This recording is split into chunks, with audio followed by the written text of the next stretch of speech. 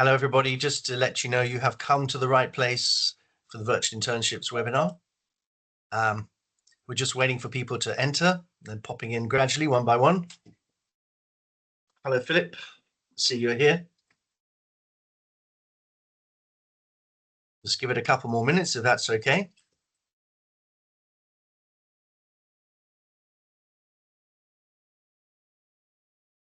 Okay, I'm going to start. I'm Ashley Goodall. I work for Ukraine-Britain Business Council, and we're a membership-driven organization, a mixture of corporates, universities, and we're quietly growing. We run a number of events, we have webinars, and we have a couple of trade missions lined up for this year. So today, I'm delighted to have a range of people that are working within the more academic area in a very practical level. We have Charles Cormack, who is Chief Exec of Cormack Consultancy Group. We have Daniel Nivern from Virtual Internships, Heather Yoganov from Virtual Internships, Stregios Mitoulis from Bridge Ukraine and UCL, and Professor Ian Gadd from Bath Spa, who's going to be talking about veterans. In general, the general topic is about virtual internships, and I believe we know that when the ceasefire comes, or even when it doesn't come, Ukraine does require a lot of human resources capacity. And one of the great ways to do that is to train young graduates and students on the job in conjunction with companies so that they are ready and willing to work as and when required within Ukraine. So without more ado, I'm going to hear first from Charles McCormack, who's going to be taking us through the twinning project he's worked on for the last 4 years, which has been a remarkable project. Charles, over to you. I'd very much like to hear what you've got to say about twinning in the context here. Hi, Ashley. Thank you very much for asking me to come along to talk a little bit about the twinning programme. As you mentioned, unfortunately, we are still going 4 years after the start of the, sorry, I'm just trying to get my slides to move. Let's see if that works. There we go. Sorry. Yes, 4 years after the launch of the full-scale invasion. Twinning was started to connect universities from the UK with Ukraine. The idea was that we wanted to support Ukrainian higher education, to allow it to continue to function, to allow students to continue to be taught, academics to continue to research. And we also knew how important the Ukrainian higher education system will be in the rebuilding of Ukraine post the conflict. So it's been a huge success as a project. Where we sort of sit now, 4 years on, is we have 105 UK universities twinned with Ukrainian universities in what we consider to be active partnerships. So those are partnerships which have committed to a minimum of 5 years. During the 4 years we've run, well, it's now well over 1,000 collaborative projects that have been delivered. We've raised over £70 million of financial support for Ukrainian higher education. So it's a very sort of practical project, and continues to develop. This year we've launched a Horizon cooperation project where we have currently 386 active proposals that are being worked on. We were able to secure a significant amount of money from a private philanthropic giver for seed fund activity to fund research between Ukrainian and British universities. That has just closed with 235 applications. We're also launching, in partnership with the European Bank of Reconstruction and Development, something called Excellence Networks. Initial Excellence Network is focused on the energy sector, and that's bringing industry and academia together to work on addressing some of the problems that Ukraine faces now and will face post-conflict in the renewal of their energy systems. And we're also running a program of fundraising to support universities who are supporting older people and disabled people who've been affected and can't get out of their accommodation where there's no electricity. So they are, in some cases, unfortunately, literally freezing to death. And then we will run at the end of the year something called Ukraine Week, which we ran successfully this year, which will run across 40, 50 UK universities. It's too long takers. Yeah, no, I didn't admit them. Hello, Agni, would you mind muting everybody? Thank you. I sent Hazel's message. Right. Sorry. Yeah. So in terms of human capital, we've had almost 50,000 students engaged in twinning activities, over 2,500 academics, and we run dual degree programs.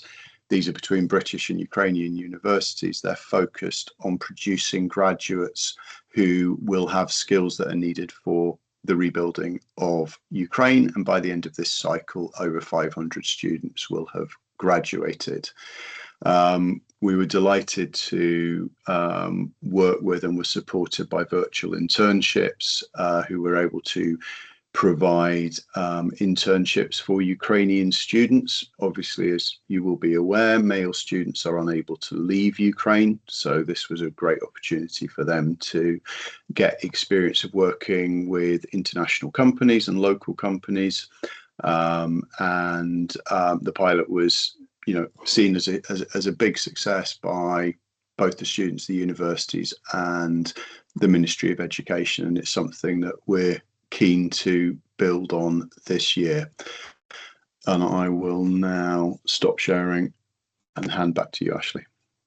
Thank you very much, Charles. I think at this rate, you're going to be Sir Charles for this incredible work you've done. So congratulations. Look forward now to hear from Daniel Nivern, who is, I think, founder of Virtual Internships. Daniel, over to you.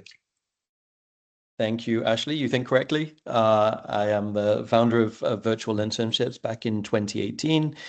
And we are an organization that matches students and recent graduates around the world with companies around the world. So we've helped over 15,000 students or interns to get placed in companies. We partner with around 20,000 companies worldwide, distributed all across the world.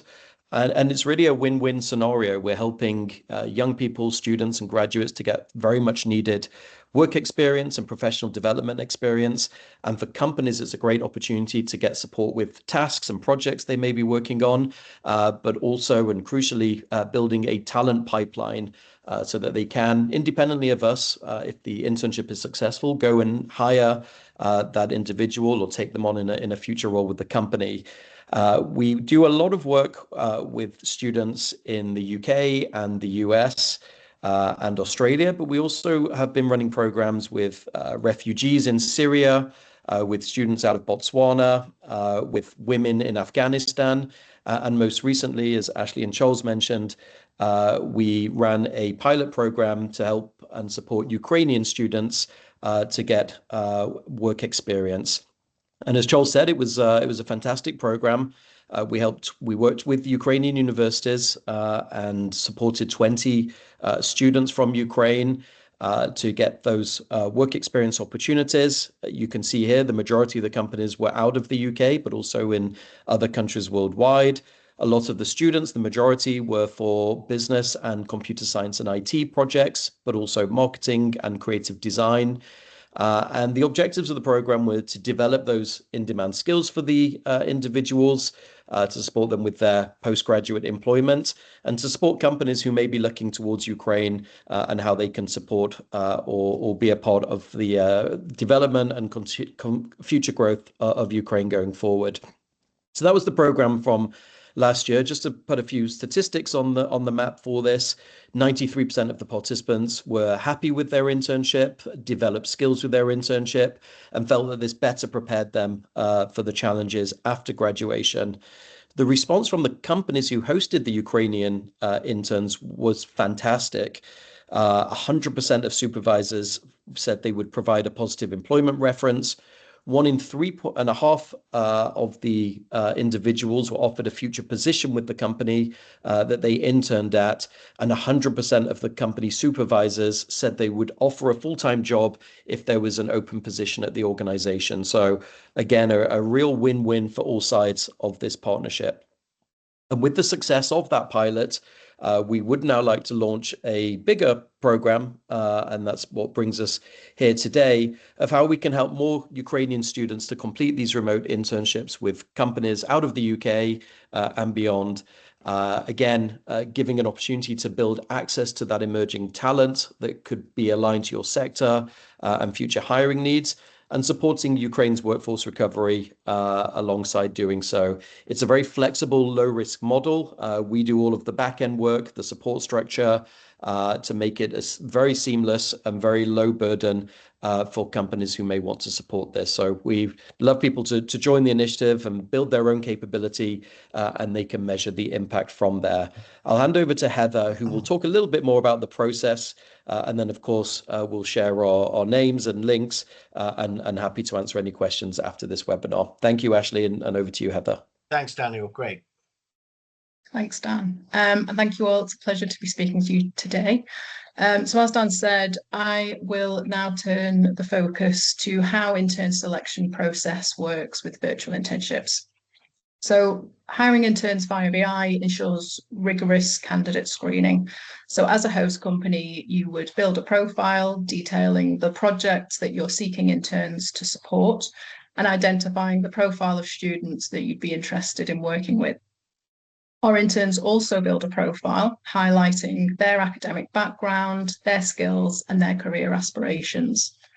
So when you're looking to recruit an intern, you can browse their profiles within the platform and also receive recommendations from Virtual Internships placement team, where they are able to identify students who they feel meet your needs. So within the platform, you're able to shortlist interns and schedule interviews with them. And when you find a match, you build a project plan detailing the tasks that you want them to work on, so as to guarantee return on investment for your company, but also really valuable skill development for your intern. So our internships run for between 6 and 16 weeks with a weekly commitment of 10 to 30 hours from the intern. Being remote, these internships are predominantly asynchronous, but there is an expectation that interns will meet weekly with their host company for a one-to-one, that they will engage in meetings where required to do so, and that they will connect with colleagues to accomplish the tasks that you have set for them. So as a host company, what you're providing is the projects, the feedback on the intern's work, and the mentorship to ensure that your intern is gaining professional development. And where this differs from a traditional internship is that Virtual Internships manages all of the wraparound support.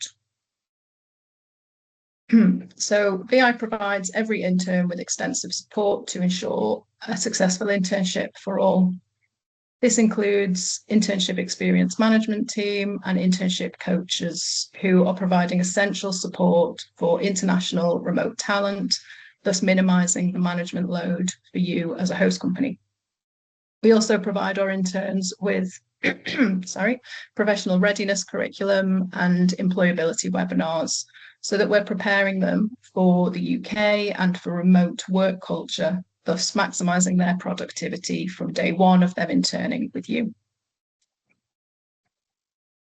So for £500 per intern, you will be at the forefront of companies preparing to expand their operations in Ukraine and supporting the country's recovery.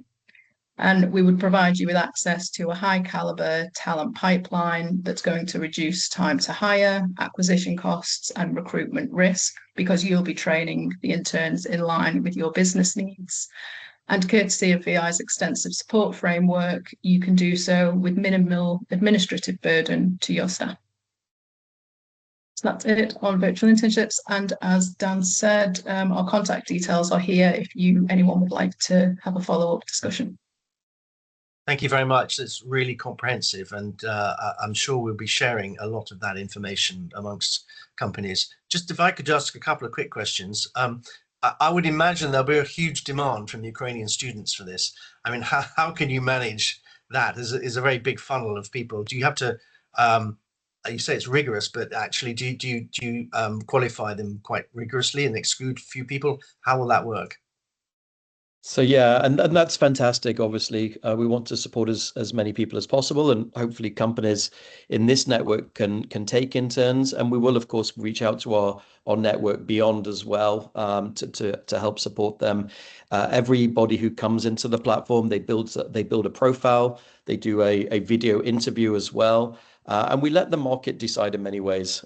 We do try to give them as much support as possible through the interventions that Heather mentioned of our curriculum and our training, etc., because we want them to get placed, and we want to make it as accessible and scalable as possible. So all of those support mechanisms should hopefully get there, along with that network of companies that we have around the world. We don't want to leave anybody behind, and we really want to democratize opportunity for all of them. And the other thing is, typically what kind of projects would they be given? I mean, hopefully there's something that actually adds value to the company. I mean, do you have any examples of typical projects that they might have done that really delighted companies? Absolutely, and Heather may have a couple of others to share, but we found a lot of success on the computer science and IT side. Obviously, these are young talent who are normally can be very digitally savvy, and maybe AI integrations, or looking at new approaches to social media, or digital marketing, or front-end development, software development, etc. We do have a whole host actually of testimonials from companies who took Ukrainian students who have talked about the projects that really transformed their company, that they produced even in that short amount of time. It's normally 2 to 3 months for the internship, but it can have quite a transformative impact. Heather, I don't know if you have any other examples to add. I was just going to say, the way the placement project plans work is that the host companies can select projects themselves. So we have a whole database of examples of projects that interns have done that have added value both for the host company and the intern. But host companies themselves can set those projects, so they're not restricted to sort of what we've done historically or what's in our catalogue. There's real scope for host companies to build an opportunity that is going to provide them with return on investment and really well aligns to their business priorities. And if I could, sorry, Ashley, and taking advantage of Heather giving me a few seconds there, I did look up a couple of those testimonials. And here's a very quick example. Juliana demonstrated a high level of creativity, adaptability, and attention to detail through her internship. She approached tasks with professionalism and an open mindset. Her work on the 3D model for an upcoming product showcased not only her technical proficiency, but also her ability to translate abstract ideas into compelling visuals. Sounds great. I was going to say, I heard the AI word here, and on the one hand, in the UK, it seems to be reducing the amount of opportunities for UK graduates. On the other hand, companies may need to upscale and upgrade themselves on AI. And if you've got a ready source of AI graduates that can help companies become modernized effectively with AI, that might be a very compelling offer at the moment.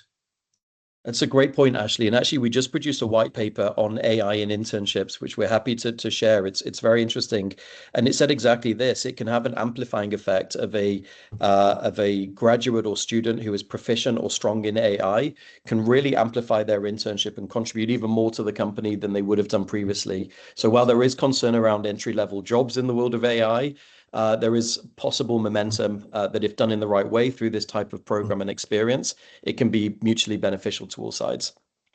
Daniel, just going off piece for a moment, we actually work with another business council, and I run the tech forum there, and I think I'm going to invite you to talk about this on that. So that's for another day. Thank you very much indeed. Very interesting, and lots of things to come out of this. I'd very much now come to Stregios Mitoulis, who's been running the Bridge Ukraine project, and he's currently at UCL. Mitoulis, love to hear an update and hear what's going on and the implications and applications of what you're doing. Thank you, Ashley. Good afternoon to everyone. Sorry. So thanks for organizing these very interesting events, which are very useful for academics as well, because we understand what's the business landscape, how can we upscale our solutions. So we're not only doing science, but we rather try to transfer academic research into practice with Ukrainians, almost and most importantly. So I will share with you some latest developments of the Bridge Ukraine. Bridge Ukraine is an initiative that started probably 1 month after the war started in Ukraine. And since then, we have developed into a large community of practice, and I will show you what we do, mainly with academics and businesses and the Ministry of Restoration and the Ministry of Education and Science in Ukraine. We are poised to reconstruct quickly critical infrastructure in Ukraine for a sustainable, resilient, and equitable future. And we also want to develop a number of educational programs. We have received funding for a large 3-year capacity building program, but we are aiming to increase this funding to engage with more Ukrainians. The reason we started working in this initiative is, and essentially is in the spirit of what you see here in this publication, in the conversation. The researcher from UCL, Nadia, is the one who published this article in the conversation. And it actually describes the struggles, but also the spirit of Ukrainians and their determination to reconstruct their country. Reconstruct not only the built environment, but also reconstruct and reinstate, if you like, the communities, reinstate their cities and the areas where life evolves. So Nadia is a structural engineer. She started as a structural engineer. She moved to the UK after securing a British Academy Fellowship with me. And since then, she started developing frameworks for the reconstruction in Ukraine. Connecting from the previous slide, Bridge Ukraine started with a clear aim to develop, as I mentioned before, a framework for the reconstruction. And now Bridge Ukraine is an alliance that goes well beyond this original goal. And we started evolving into significant strands on both research that you see here. We published a number of papers, including very recently with Ukrainian researchers' publications in Nature journals, which are the top scientific journals across disciplines. And we also develop, as I said before, a strong capacity building program for Ukrainian professionals.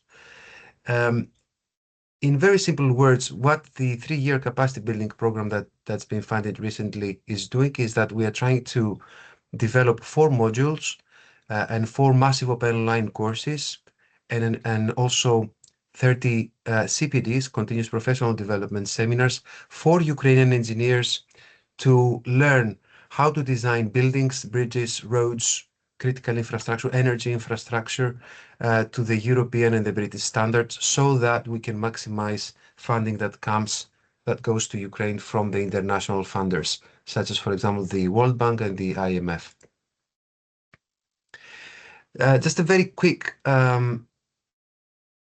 description of the funding that we have been receiving. Building on the previous slide, I introduced the research that we are doing at the education. Here you can see how the initiative quickly grew into a multi-million-pound program. We secured so far more than 2 million of funding, producing more than 20 publications and reaching out to more than 100,000 engagements through our websites and our CPDs, meetings and workshops.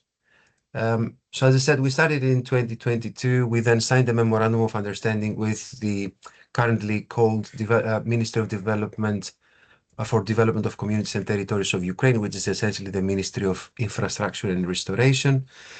And then we secured 4 fellowships for Ukrainian academics. Most of them are professors and associate professors from Lviv Polytechnic University, from Kiev, to then develop this 3-year capacity building program, and which helped us to deliver the impact that I mentioned before. This is one of the publications that we published recently, and it's again with Ukrainian researchers. And I think this slide encapsulates the findings from a very recent paper published in Nature Communications. So as shown in the plot here, we found that after major infrastructure failure, for example, like a bridge collapse that acts as a bottleneck in networks, the the initial government or external donors interventions can cause a short-term positive spike in local income, and that's what we have proven with this paper. But we also understood that we also need to improve our policies and frameworks on how to reconstruct. So, in simple words, reconstructing just bridges and buildings without with specific outcomes and co-benefits does not really make a positive impact to Ukrainian cities and Ukrainian infrastructure. We need to find ways to more efficiently allocate funding, and that's exactly what we're proposing with our frameworks, so that we maximize not only the functions, the services, the operations of cities, but also to make people increase their sense of belonging and also participate in this reconstruction endeavor. So it's not only about infrastructure, it's mainly around people, the income of the people, the businesses, the good jobs that we will be able to secure for Ukrainians in the near future. This is a photograph where you can see Charles, you can see the ex-Deputy Minister of Education and Science in Ukraine. This is one of the meetings that we have done in the past, but we have organized a number of meetings in March with the new Minister of Education and Science in Ukraine, with Mykola Trofimenko. What we try to do now is to engage more and more universities in Ukraine, specifically STEM universities that are working around science, technology, and education. And we try to transfer our modules into their curricula. So we try to find ways to give them the educational material that we have developed, and through engagement with local practitioners in Ukraine, to help them embrace and include some of these modules, at least in all their curricula. So we've been speaking, for example, with Lviv Polytechnic University, with KNUBA, which is the Kiev National University of Building and Architecture, and other universities, Kharkiv and other universities. So ultimately we try to deliver by the end of 2027 a total of 120 lecture hours, as I mentioned before, 4 modules, and educate more than 5,000 students and Ukrainian engineers around Eurocodes. This is the team that you see here. So it's me, it's a colleague from Brunel University of London, Professor Sotiris Argyroudis, but there is also professors from Ukraine, researchers from Ukraine. We have a teaching fellow from Ukraine. We have a project manager for our projects, and we have very strong links. Actually, Natalia, who is the rector of Lviv National Polytechnic University, is also part of the team. And together, with this publication that you see here, we are now developing another program where we try to strengthen the research capacities in Ukrainian universities. There is a Horizon call. It's 8 million euros, so we are bidding for that in June, in the hope that we will be able to further strengthen the capacities in Ukrainian universities. On the left, you can see a number of events that we participated and how we connected with people, and we are growing our community of practice. Thank you very much for attending, and I'm happy to answer any questions that you may have. Sturgis, this is fantastic work. Thank you so much. Could I ask, where do people access the online courses? Do they just go to Bridge Ukraine, or have you got another platform that they can apply to? So thanks, Ashley. Yes. So for now, we have bridgeukraine.org. People can visit bridgeukraine.org. The modules are not available yet. I think we are somewhere around 60-70% of the delivery, if I'm not mistaken. Sesiana is here to confirm this. We are hoping to have the first batch of, the first version of our modules by the end of May this year. So they're going to be available in a couple of months from now. And then we have a year and a half to continuously improve them and try to help Ukrainian universities to include these modules into their curricula, because as you understand, there is inconsistencies with the ways that they're doing things in comparison to UK universities.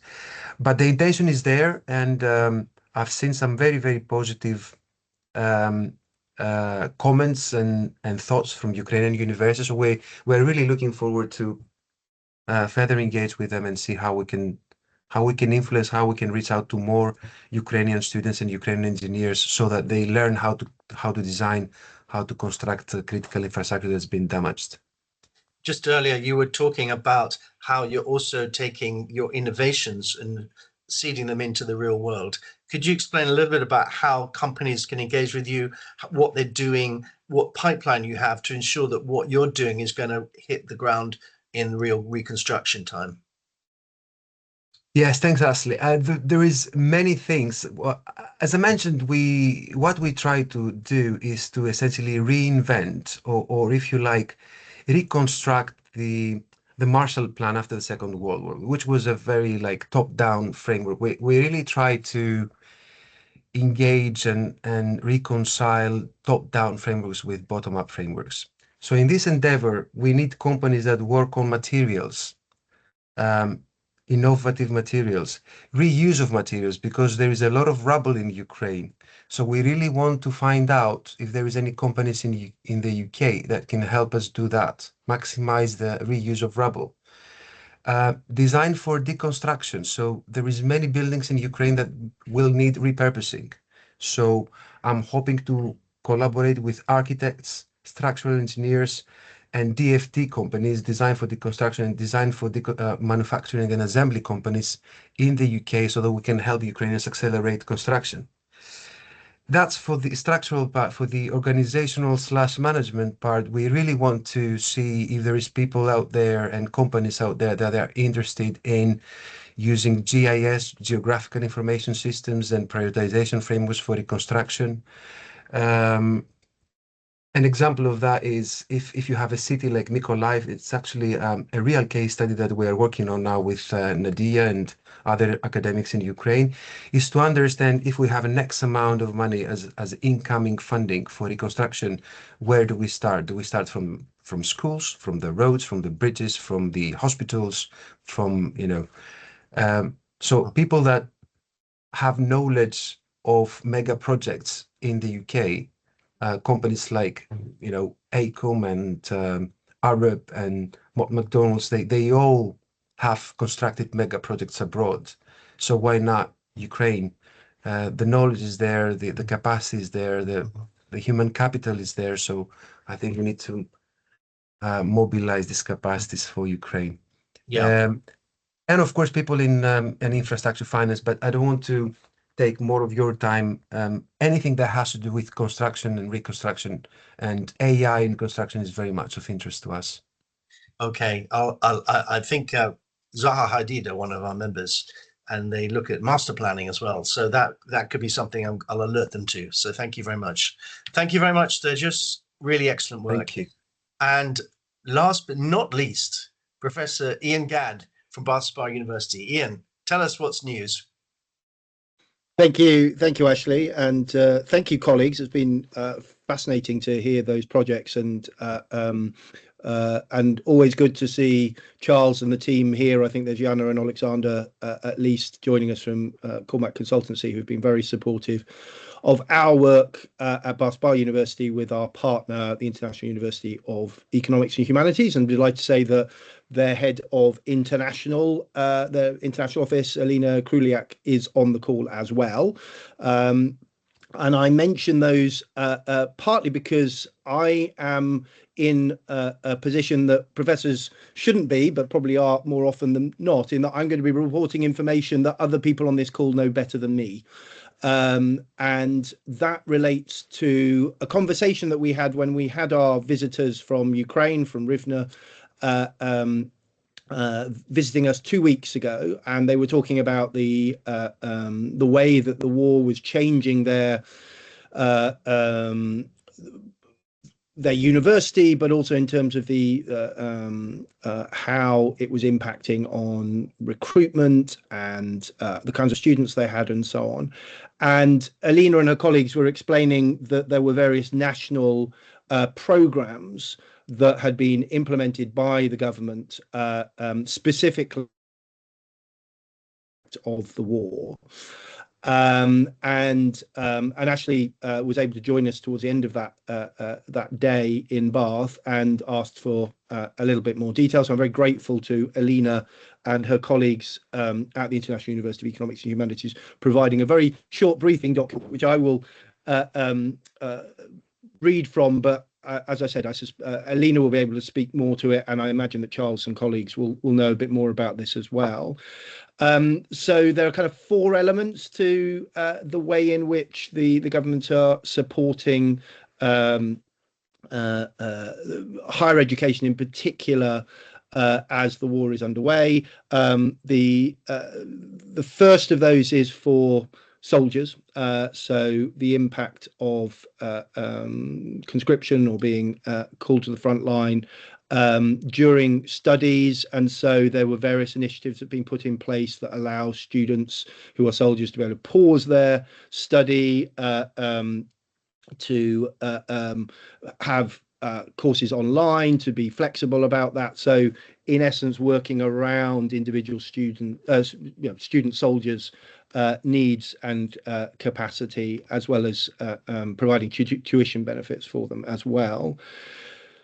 There's also a program specifically aimed at soldiers coming back from the front line, and so after demobilization, veterans are entitled to state support in the field of education and retraining, and that includes free education at state and provincial higher education institutions, priority enrolments, social scholarships, and specialist adaptation programs for them. And at many of the universities, there are now veteran development centres designed to support demobilised soldiers returning to higher eds, or joining for the first time, and there are various retraining programs run by the Ministry of Veterinary Affairs in Ukraine, and some grant programs as well. Alongside those programs, there is a specific support for the large numbers of internally displaced persons within Ukraine. A lot of this happened, and Charles will know, and colleagues will know a lot about this from the very first few months of after the full-scale invasion. A lot of academics and students within Ukraine were moving around, and there were special arrangements to allow for staff and students to be able to move between institutions. And of course, some institutions themselves have had to move. And that, again, there are scholarships provided, the ability to learn remotely, and in certain cases free accommodation for those students. And then the fourth element, which I thought was very interesting, not least because I think it's and obviously I'm a university academic, so I speak from a position of interest, but I think that this is a policy that we should all consider regardless of situation, and that is specialist programs for people over the age of 45 to return to university, but do so in a more focused way, short-term studies of a couple of years, distance learning programs, certain kind of reductions and vouchers for tuition, and retraining as well. So obviously in the Ukrainian context, there's a very particular urgency around that. But I think from universities across Europe and beyond, that idea of lifelong learning and universities being places for education and training throughout one's life, I think is one where we can learn from our Ukrainian friends. So that was what I wanted to share, and again, grateful to Alina and her colleagues. Charles, if I could just bounce this back to you, I don't know whether from your perspective you know more about this, or whether Jana or Alexander know more about this, in terms of how that's being rolled out in terms of other universities across Ukraine. Alina obviously was talking about the experience at their university, but I wondered if that was something that was on Cormack Consultancy's radar. I think Charles may have gone. May have headed away. So, but have. Jana and Alexander are here, so I don't know whether either of them. Hello? No, it's sounding like there's a silence there. Never mind. Thank you very much, Ian. I mean, it's quite clear that firstly, a lot of people are injured. I think some horrendous figure like 1 in 4 has been injured in some way on the battlefield. So that's important. But at the same time, you've already got a shortage of manpower. And if, for example, there is a ceasefire in the next year, there's going to be a tsunami of money coming to do projects. We're talking about 800 billion from an American fund, which is coming, and someone's going to need to do the work on that, whether they're interns now or whether they're vets returning. The idea of retraining and training is going to be absolutely critical to enable that restoration to happen. So really important work. On that, I think we're going to draw an end to this. I'd like to thank all the speakers: Charles Mcormack, Daniel Nivern from Virtual Internships, Heather Jovanov from Virtual Internships, Stregios Mitoulis from Bridge Ukraine, and Ian Gadd from Bath Spa. I'm hoping to do another one in a month or two on the power of education to drive the Ukrainian economy, which I think will be quite an interesting subject. In the meantime, we have one on the 11th of March with the future of Europe's security with Victoria Vodichenko, who's at Cambridge University and has written some books on that towards a smart approach to European security. So if you're interested in that, you hear some cutting edge thinking, which is actually informing the defense ministry in Ukraine. And we have more fire on that as well. So that's a good one. Very much look forward to meeting and seeing you all again. Thank you all very much. And we will share this with everybody and everyone thereafter. Thank you very much indeed. Bye-bye. Thank you very much. Thank you, Ashley.